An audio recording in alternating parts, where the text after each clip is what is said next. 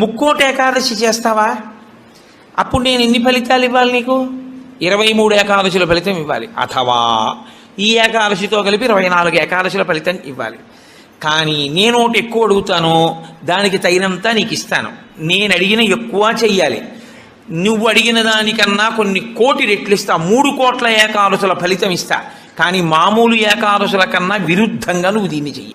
ఎందువల్ల విరుద్ధంగా చేయవలసి ఉంటుంది ముక్కోటి ఏకాదశి అంటే, మామూలు ఏకాదశి నాడు మీరు ఉపవాసం చేసేటప్పుడు పండు కాని, కాయ కాని, అథవా కాసిన పాలు కాని తాగితే ఉపద్రవం ఏం రాదు, దానికి దోషం పట్టదు శాస్త్రం. ఎందుకంటే శాస్త్రం ఉపవాసం మీద చర్చ చేస్తుంది.